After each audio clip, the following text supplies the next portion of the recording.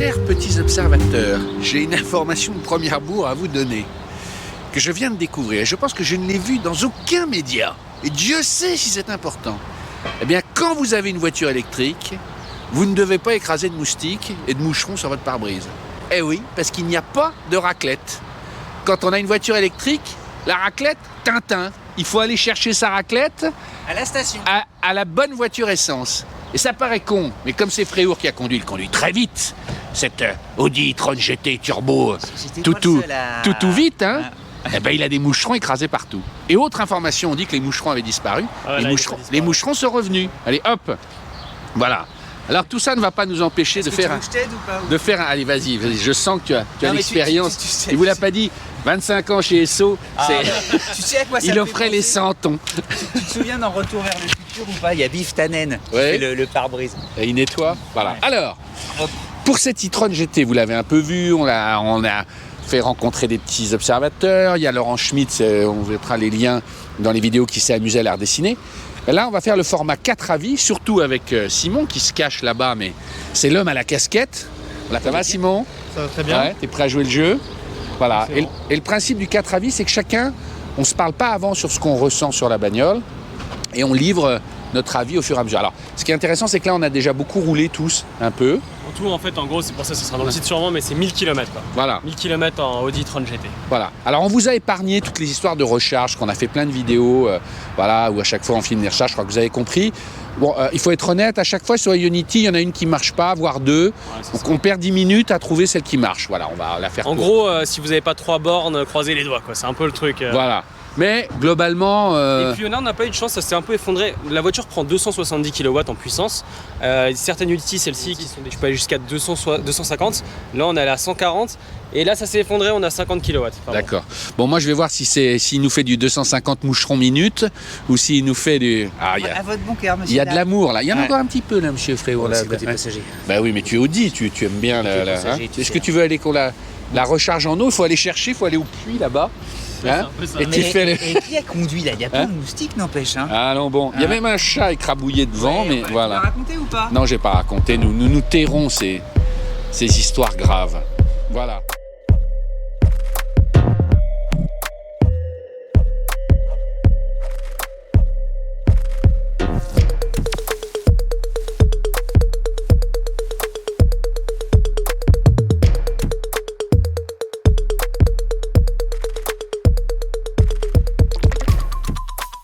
Simon qui est l'assistant POA, mais j'ai envie de dire l'homme à la casquette quand même. Hein?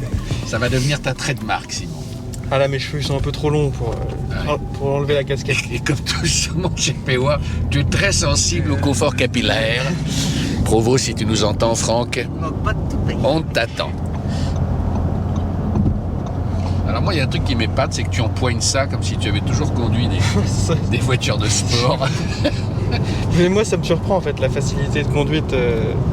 Parce que, justement, aujourd'hui, on a l'impression qu'une voiture comme ça, c'est banal, mais il y a quand même 500 chevaux et que si on veut appuyer, ça part. On se rend pas compte que 500 chevaux pour une voiture qui va être utilisée pratiquement, je pense, par tous les acheteurs, peut-être quotidiennement, en fait, ça sert presque à rien. Enfin, là, on parle juste d'autonomie, ça va être intéressant pour avoir beaucoup plus d'autonomie. Mais sinon, avoir autant de puissance, rouler à Paris ou rouler dans les villes, parce que c'est là où elle va délivrer le plus de toutes ses capacités, l'intérêt, il n'y a pas vraiment d'intérêt, quoi. On se met dynamique, vous voulez? Ouais. Allez. Attends, j'avance un peu dynamique. Voilà, hop. Vous êtes accrochés, les gars? Allez. Oh putain. C'est génial, hein. On va aller 136. 90, 95, là. Voilà. Mais est-ce que finalement cette voiture se résume à ça? C'est-à-dire à sortir à fond de péage? Je te tends le Non, micro. ouais, il y a un truc, pardon, j'ai tous les cruise control et tout qui sont mis. Il y a le premier sens. Je me permets d'enlever mon masque ou pas? Oui. On est tous vaccinés, tout ça, tout va bien. Quel est ton mot d'écrire cette voiture? Émerveillement. Mais j'avais envie de dire, pour le mot, j'avais envie de dire qu'elle était un peu déplacée. Un mot. Perplexe. Julien. Ouais. Un mot pour nous décrire cette Audi. Perdu. Merde. Et émerveillement parce que il y a un Audiman pour rien, le mec. Ouais, non, mais au-delà de ça, attends, quand tu vois sa ligne, t'as un plaisir de bagnolard quand même. Elle est hyper fuselée, tu conduis un bolide. Et ça, ce plaisir-là qui est très profond chez tous les amoureux d'automobile, quand tu t'installes à bord, t'es hyper content. Hyper content d'être assis très très bas. T'as une position de conduite aussi qui est très allemande. T'es au ras des pâquerettes. Le volant haut, il y a un côté un peu karting. Bah, rien que ça, Audi ou pas, on s'en fout. C'est un bolide quoi. Et...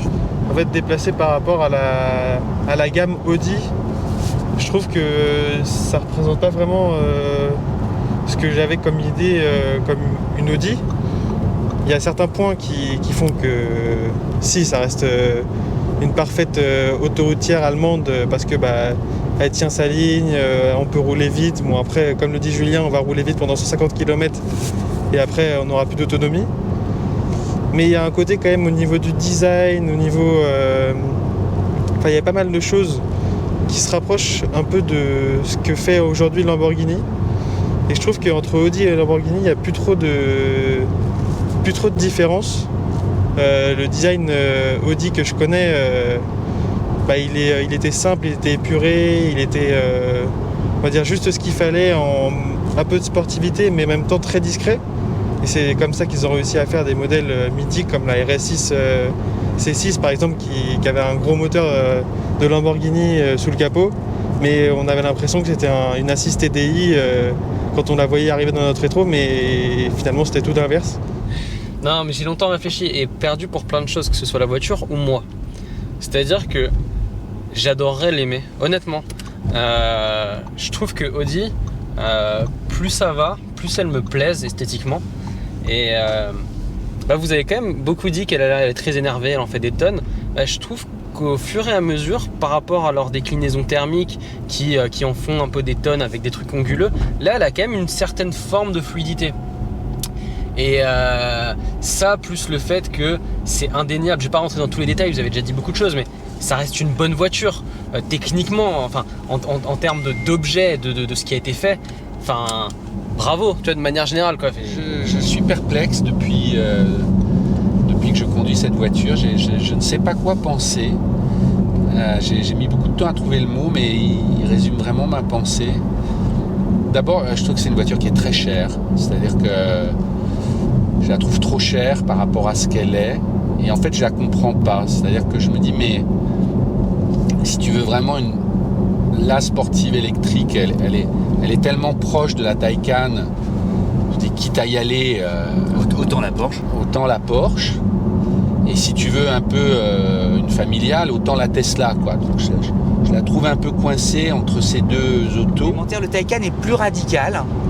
Et elle a sans doute le bon compromis, presque familial, même si les deux places derrière, faut demander aux deux cocos derrière qui sont assis. Bien les deux cocos derrière.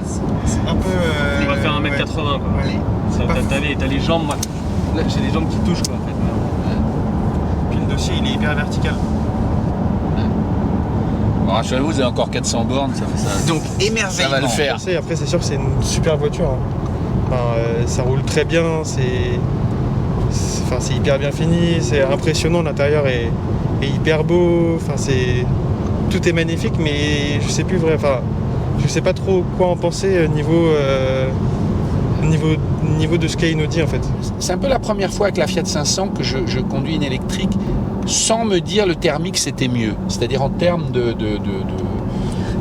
reprise, de bruit, ce qui est une vraie qualité. Ouais, ce qui est une vraie qualité, et je l'avais moins ressenti en tant que passager, mais je trouve que quand tu la conduis, tu fais plus attention. Je trouve qu'elle elle envoie des signaux de conduite qui sont très agréables. Non mais tu peux pas dire que c'est une mauvaise voiture, c'est même pas le sujet. C'est pour ça que je suis perdu, parce que j'ai envie de l'aimer. Elle a plein de qualités, mais dans l'autre sens, je la comprends pas et je comprends pas vraiment ce que fait Audi. Je me suis amusé hier à aller sur tous les petits configurateurs des petits concurrents et même sur celle-ci. Là, on est à 140 000 €. Mais si on part sur des trucs vraiment basiques, le Taycan de base, en 2 roues motrices, il a 86 000. Si on part sur le même moteur avec 4 roues motrices sur le Taycan, on est à 109 000 €. Là, on est à 102 000 €. franchement, pour la différence, c'est bête, hein, c'est psychologique, mais je pense qu'on a tous ce truc-là. T'as envie d'aller chez Porsche. Le combiné d'instruments, là, devant les yeux, au-delà de la typo qui est super lisible et tout ça, t'as envie que ce bloc d'instruments, enfin ce bloc qui est devant toi, soit la norme sur toutes les Audi, tellement il est moderne et hyper chouette, simple. Tu te dis, mais voilà, pour moi c'est le benchmark absolu, il n'y a rien d'autre à changer. En revanche, deuxième observation, l'écran là, il fait déjà cheap. T'aimerais un très bel écran comme il existe sur les Tesla, comme il existe sur la Mercedes que vous avez essayé, la classe S, c'était là aussi le smiley étoile dans les yeux. Là, il fait vraiment petit. Reproche aussi le Komodo qui permet en fait l'usage du régulateur de vitesse. Il est ici. Il est ici comme il était sur une Audi A4 d'il y a 20 ans. Et t'aurais préféré l'avoir ici sur le volant. Quand on sort d'une Volvo, tout est nickel, tout est réglable ici. Là, d'aller remettre la main derrière. Bon, pour perdurer aussi sur le régulateur de vitesse, il est évidemment adaptatif. Je trouve qu'on est à une sorte de génération en dessous de ce qui se fait de mieux. Chez Tesla, chez Volvo, dans le paramétrage, dans le réglage fin. Là, c'est des choses qui étaient il y a 5 ans et qui, il y a 5 ans, nous énervaient un peu. Justement, il freine trop. Il est d'une excessive prudence. Il y a mieux aujourd'hui. Mais globalement, les Ionity ont marché et je trouve que c'est une voiture qui est agréable à conduire. C'est une vraie autoroutière malgré tout. Ouais. Mais après, t'es quand même, il faut aimer être dans un cockpit, il faut aimer avoir tous les attributs de la voiture de sport. Qu'au fond, j'arrive pas à savoir. Non, mais je suis vraiment perplexe. Je te dis, j'arrive pas à savoir. Après, en termes d'efficience, parce que moi ça m'amuse la consommation, là je suis vraiment efficiency, j'essaie de faire attention. Le premier vrai hic, c'est la régénération. On nous l'a dit dès le début, hein, les gens d'Audi, ils se sont pas amusés à vouloir avoir une régénération malade. Pourtant, avec l'électrique, ce qu'on aime beaucoup, vu qu'on n'a plus de vitesse et qu'on peut pas s'amuser à jouer sur les vitesses pour avoir cet aspect de décélération, en fait la régénération c'est top. Parce que même le côté one pedal, tu te prends vite au jeu. Là, honnêtement, j'ai la régénération à fond. Je vais expliquer, il n'y en a pas. Il n'y en a quasiment pas. D'autres voitures où elles freinent toutes seules. Là, il va y avoir une petite descente. Alors, les gens peuvent pas se rendre compte dans la voiture, mais alors là, j'ai mis à 0. Là, je mets à fond. Sans aucune différence. Voilà, on sent quasiment rien. Sur des voitures, t'es carrément freiné, quoi. Ouais. Alors, c'est un choix. Ils préfèrent jouer sur le côté mode roue libre, donc garder la vitesse qu'elle a pour qu'elle glisse. Mais c'est vrai que c'est pas fou. Après, on est vraiment dans un cockpit. Donc c'est fait pour c'est un 2+2. Donc c'est fait vraiment pour nous deux. Et quand tu voyages au ras du sol,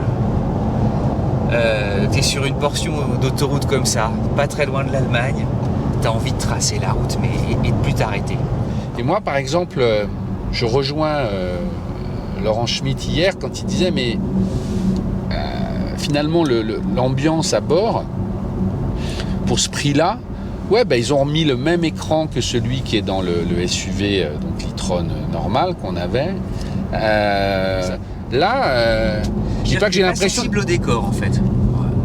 Je trouve que ça manque. J'ai l'impression de devoir être un four. Tu sais, maintenant les fours hyper modernes, tu programmes ta cuisson, machin. Il y a plein d'écrans. Ouais, je trouve ça un poil dommage. J'aurais envie qu'on m'envoie plus d'infos. Après. Où je trouve aussi le mot perdu, c'est Audi, on dit toujours normalement c'est l'innovation, ils sont censés être devant. Et là, quand tu regardes forcément par rapport à Tesla, ça fait hyper mal. C'est-à-dire qu'ils te sortent quelque chose 10 ans après la Tesla Model S d'une certaine manière, et elle arrive toujours pas à aller à son niveau. Une Tesla Model S de base, maintenant il n'y a plus que la grande autonomie.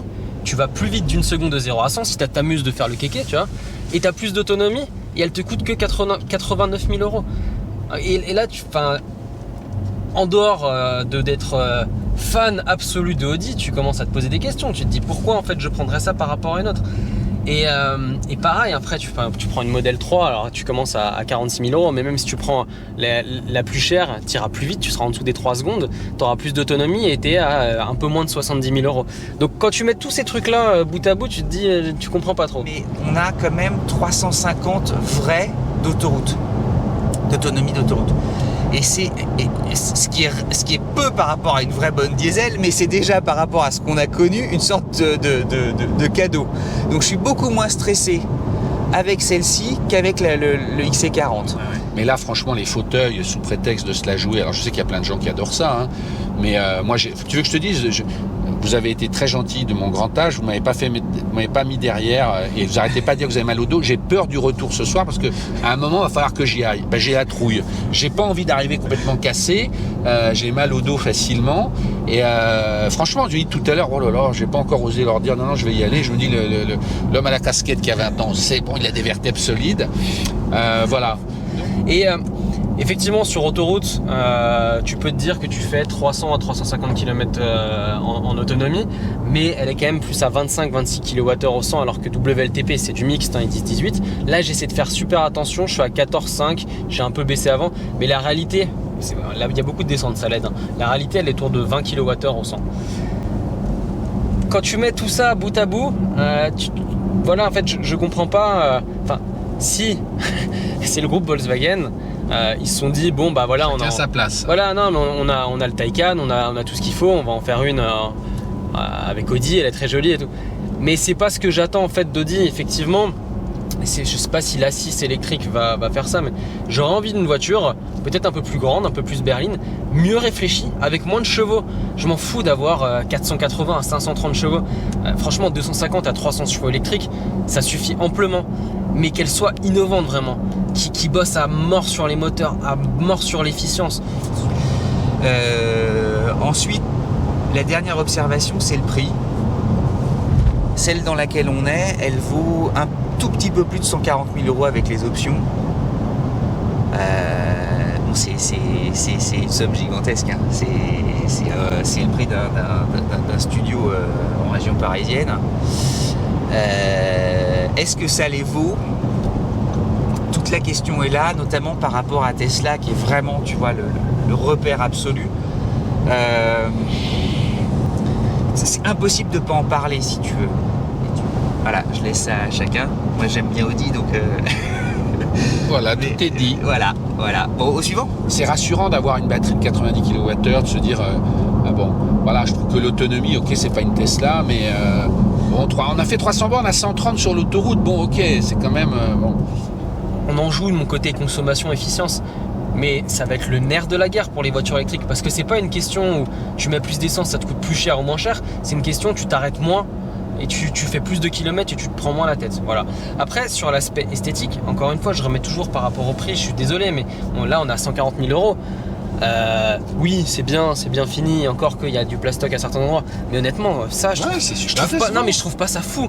Et pour finir sur les écrans, on en a tous un peu parlé, c'est très bien. Je trouve que c'est un peu compliqué quand tu veux vraiment.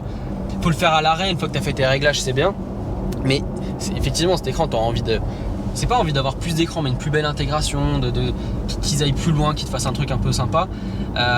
Maintenant, les bornes sont répertoriées, donc ça fait plaisir. Et quand tu veux aller trop loin, elle te dit vous allez trop loin, voulez-vous que je regarde les bornes pour qu'on puisse s'arrêter, voilà. Mais c'est encore une cartographie, j'ai envie de dire, qui est faite comme une thermique. Bon là, je suis désolé, on a Waze, donc, mais qui est faite comme une thermique et qui réfléchit comme une thermique et pas encore vraiment comme une électrique à 100%. On se l'est tous dit, Tesla, tu as des petites indications en plus. Tu auras envie d'avoir encore un peu plus d'indications et que ce soit plus simple, plus user-friendly. Tiens, hop là. Et je vais raccrocher. Tiens, c'est le responsable de chez Audi. T'es viré.